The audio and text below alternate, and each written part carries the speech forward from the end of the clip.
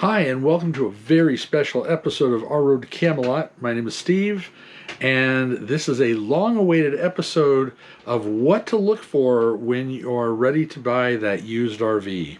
We'll get to that list right after this.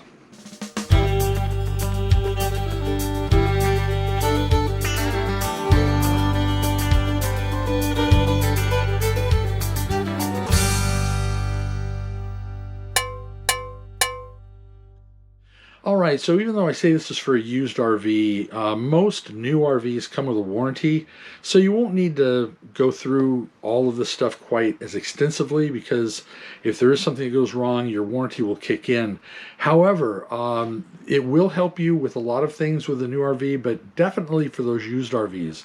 Even if you buy used off of a lot, off of a dealership, a lot of times those do not come with any kind of a warranty, so you're going to want to make sure that you are totally prepared and know everything that's going on with that rig before you tow it off that lot.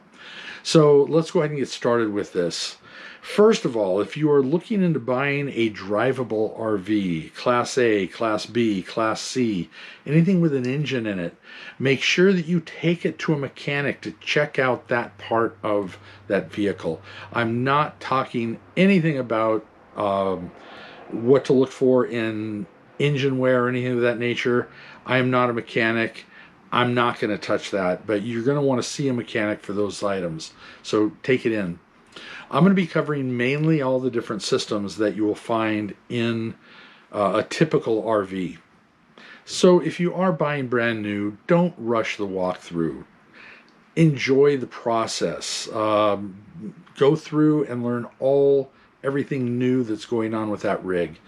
Even if you're an experienced RVer, embrace that. This is an opportunity to let someone who knows this particular model inside and out to walk you through all the features.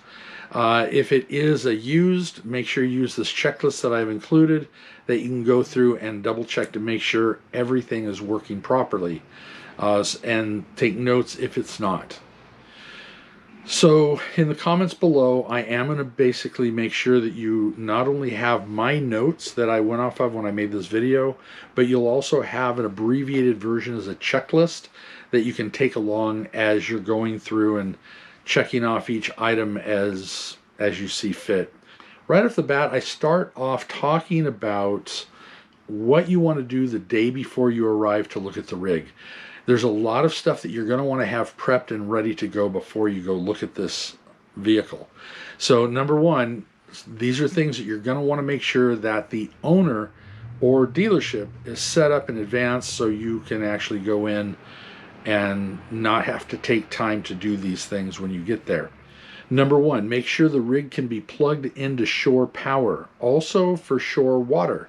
If it's a private residence, make sure they have an extension cord that can reach out to the rig, and also that there's a hose long enough to reach the water faucet to be able to make sure that you can run all systems while you are there. You also want to make sure that the owner turns that refrigerator on the day before, or if it's a dealership, same thing. Make sure that refrigerator has already had plenty of time to get cold. RV refrigerators are notorious for taking a long time to cool down to proper temperature.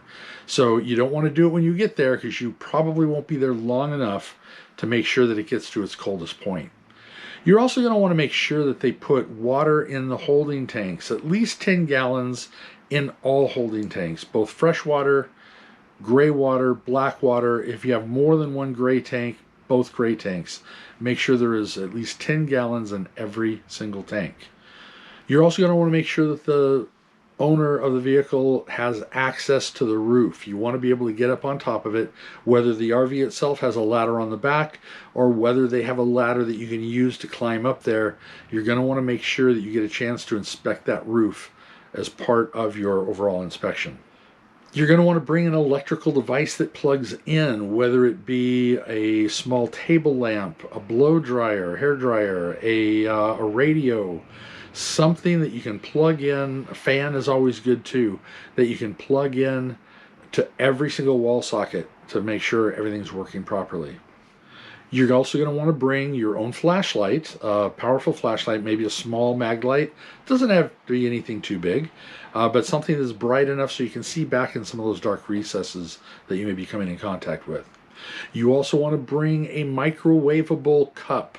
We'll get to that one later as well. If you have a multimeter, not mandatory but optional, if you have a multimeter so you can be able to check amperage off of a battery or voltage off a battery, that would also be helpful as well. It's also not a bad idea to pick up a refrigerator thermometer that you can pop in the freezer when you get there to see just how cold that freezer is getting. And also make sure you bring something to take notes. I'm a digital kind of guy. I can take notes on my phone, but you may want paper and pencil. Whatever you need, bring a tablet, something that you can take down notes as you go through this walkthrough. Now, when you first arrive at the location, two things you want to do. One, make sure that that refrigerator was plugged in. Hopefully it was. You're going to want to put that thermometer in the freezer right away when you get there. It could take a while for that the freezer thermometer to get down to proper temperature, so you want to give it a little bit of time for that. If they did not put water in the tanks, do it now, because you're going to want to get to that in a little bit, so make sure water is in all the holding tanks. Now, I have broken this down into different systems of the RV. First system we're going to talk about is the electrical system. You want to go through the entire rig, flipping switches inside and out. Make sure every single light works. All the light switches will turn on lights. All the lights come on as you turn them on. And this goes for outside as well. And a lot of times you may have lights inside the storage compartments outside. Make sure those also work. So don't leave any stone unturned. Turn on all the lights. Make sure they're all working. You're also going to want to make sure that those lights not only work off of shore power, but you can unplug the shore power and make sure those lights also work on 12 volts. They should be able to work both, and this is a great way to test those batteries to make sure that your lights are going to work on both systems. Now you're going to want to go around with that device you brought with you, whether it's a fan or a light. You're going to go around and plug it into every single socket you can find to make sure that all sockets work. Make sure that both top and bottom sockets work. Sometimes they are wired differently, and if you have a socket that's not working, could be a number of issues, and it could be a dangerous issue. It could be a possible fire hazard if one of the sockets is not working properly. Could be miswired, could be a short, could be a wire that's come undone. Either way, you've got a hot wire now that could present a very potential problem. So check every outlet. Now it's time to go around and check all of the other electrical devices. You want to go check fans. If it has a fireplace, turn that fireplace on. Make sure it's getting hot. If there's an entertainment system, turn on the radio, turn on the TV. Everything that has power to it, turn it on. Make sure that it works correctly. As long as we're talking about the batteries and utilities, you're going to want to go to the utility panel and check to see if all the gauges are working properly. Is there a battery gauge? Do the batteries appear to be fully charged? Check the holding tanks. Are they showing full when they're not full? Are they not registering at all? Make sure that you get a chance to check those holding tank sensors to make sure if they work or don't work. Not a deal breaker, but it's good to know up front if you're having trouble with sensors. If the battery is not showing fully charged, you could take the multimeter to the battery bay and touch on those batteries to make sure they appear to be giving off the right amperage or that they are showing the correct voltage. You may also want to take a chance to pop those battery covers to make sure that they've been properly maintained and that there is water in the batteries.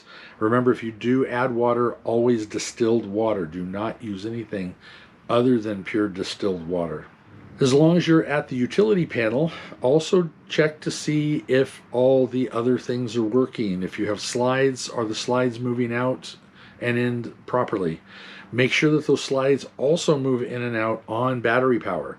A lot of times you are not going to have shore power plugged in to be able to bring your slides in and out, so you want to make sure those are working.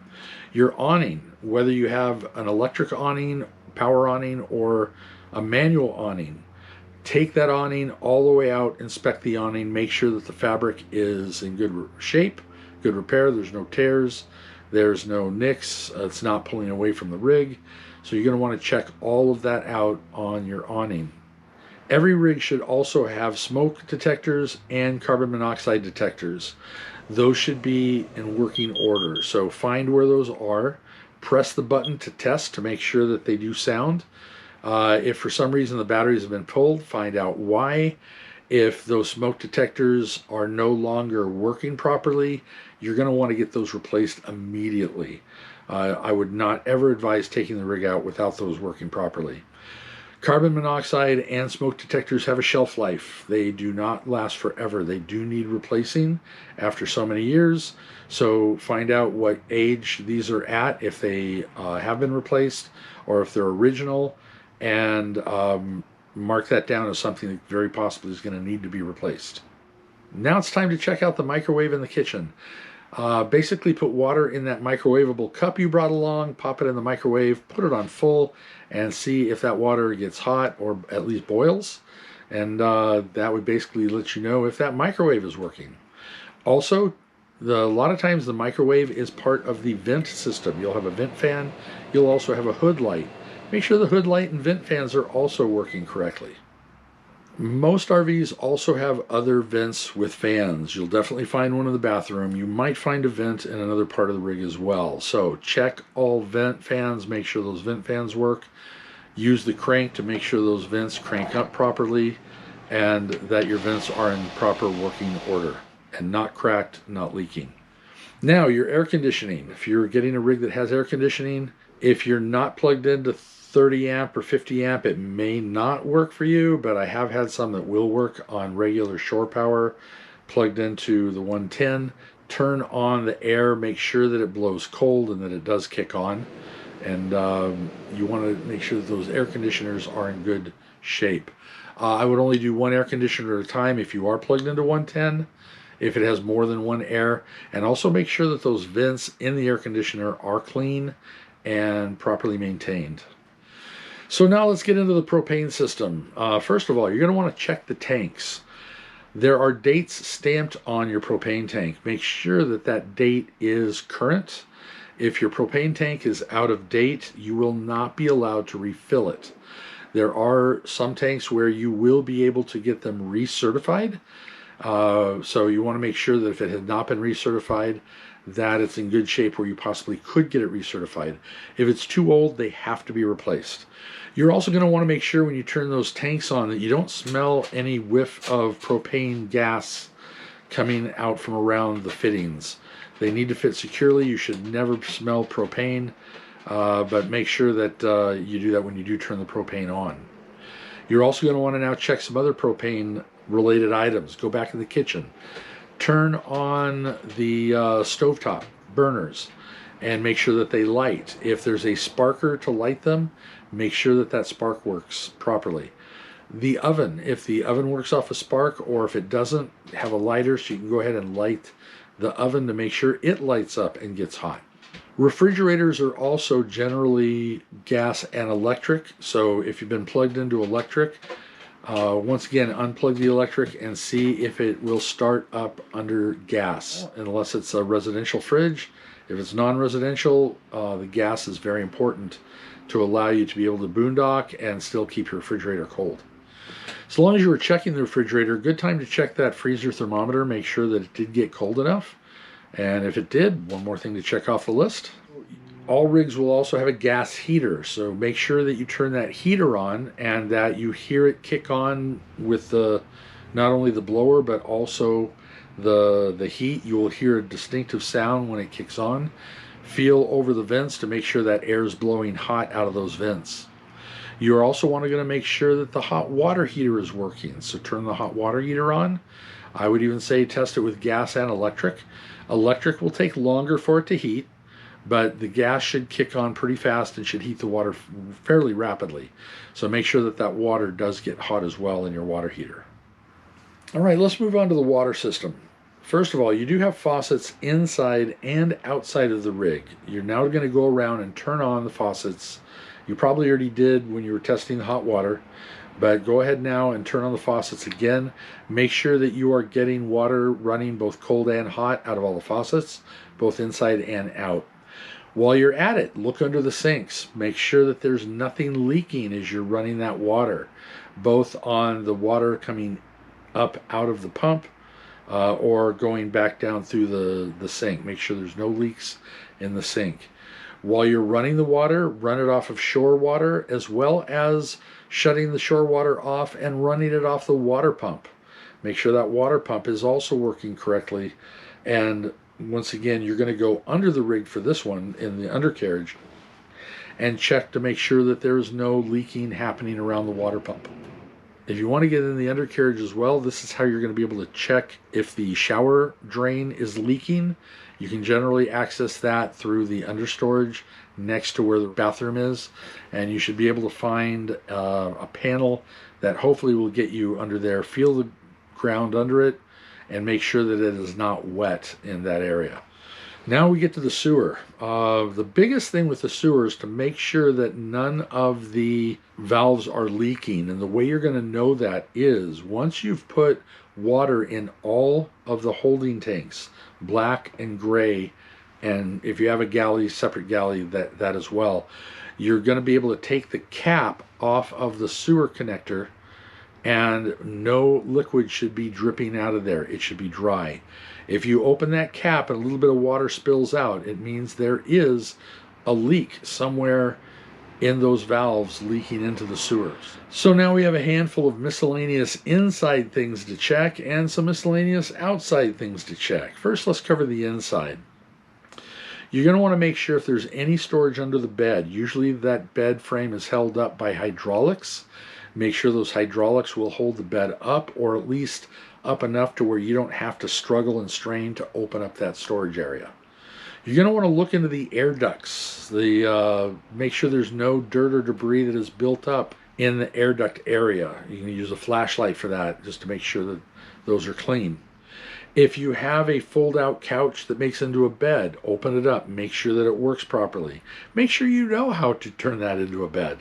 If you have theater seats, make sure the theater seats are working correctly as well. And now any cabinets and drawers. Cabinets and drawers in an RV should have a locking position.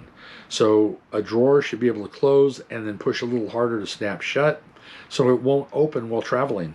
Same thing with cupboards. Make sure those cupboard doors have a solid, strong latch so they will not open as you're driving. You're also going to want to take that flashlight, look back into the cabinets, all through it thoroughly, under the sinks. Make sure that you don't have any evidence of little critters that might have gotten in and left their waste behind. So be looking for anything that looks like you might have had mice in that rig. Okay, last on the inside is the windows and blinds and shades that you may have. Make sure every window opens easily and smoothly. If it has latches to hold them up, make sure those latches hold up in place. If there are blinds, make sure the blinds work correctly, or shades that they do pull down and go up and hold their position when they're in the up position. As we're moving outside, let's check the tires. Make sure the tires are within date. If tires are out of date and you have any damage, they will not repair them. They have to be replaced. Check to see if there's any cracking around the tire.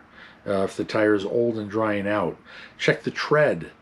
And like I said before, mostly make sure that the date is correct. Also check the tire that you have for a trailer. There are very specific trailer tires, and they are designed for different ratings of weights of trailers. Make sure you get the right rating tire for the proper weight of your trailer. It's okay to have overrated tires. It's not okay to have underrated tires. Tires also include your spare. So make sure your spare fits the same criteria as far as in good repair. The last thing you want to do is have a problem on the road only to find out that the spare is no good. And a little side note, there's no such thing as a donut tire for an RV. Make sure it is a full-size spare tire in good shape. So check around the frame of the RV and exposed metal areas in the undercarriage to make sure there's no signs of rust. If it's just superficial, that's one thing, but if it looks like it's old rust that's been eating into the frame, that is not a good thing. That could very easily be a deal breaker. Check around the axles and the tires, around the wheels, to make sure there's no rust buildup in those areas as well. Check all outside storage doors. Outside storage doors should open and latch and close easily. If there are magnets to hold them up, make sure that those magnets are holding. If there's hydraulics that hold them up, make sure the hydraulics are working properly. This also includes storage doors for your propane, if you happen to have that, and also storage doors for the front cap if you have a fifth wheel. You need to do a thorough roof inspection. Check the roof. Make sure there's no signs of tears in the material on the top of the roof. Make sure that all seals look like they're still sealed correctly. There's no seal material peeling up or no tears in the material on the roof. And that the roof does not look dry and cracking. So I'm doing a roof inspection right now. And first of all, the antenna is loose, so I got to figure out how to tighten this thing up. Yeah, and it actually slides around. Let me pull back. Here we go. What? So the antenna is really loose, but the roof is looking pretty good. Let me get up the rest of the way. I'll get up all the way and do a check all the way around. No other breaks or tears appear to be on the roof. My new ladder is working awesome. I was able to walk straight up. Let's see if I can walk straight down. Still creepy up here, but it is easier getting up and down with this ladder.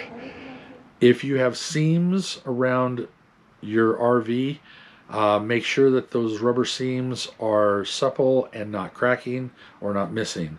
That's a sure way of water damage to take over your rig and for water to get in. Check for soft spots around the rig, especially around windows and around anywhere that could be exposed to rain. So skylights, windows, door areas. Check for soft spots in the floor, around the toilet, under sinks. Those are sure sign of long-term water damage that has started to turn into dry rot. So if you feel it soft as you're pushing against the wall and it looks kind of spongy, that is dry rot.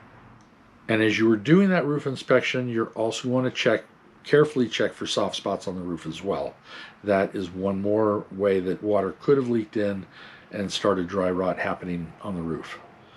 Last thing is delamination. Now usually delamination happens on the outside of rigs. It could also happen on the inside, but mostly on the outside. It's when the outside panel material siding of your rig starts to bubble and peel away.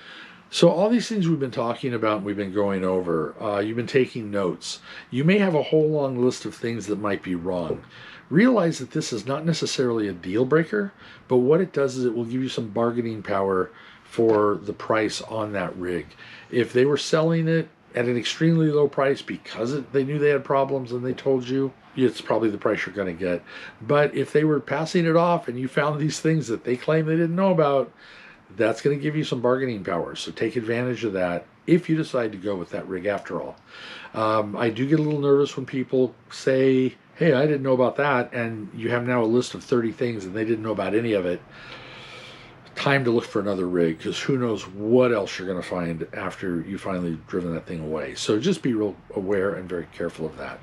So that's going to be it for this episode. Remember, I am putting all of my notes and my checklist down in the comments below. So don't forget to use that resource when you start looking for a rig.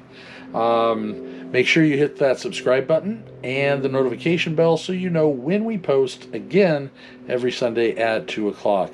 Give us a thumbs up for good measure, and we hope to see you on the road. Safe travels.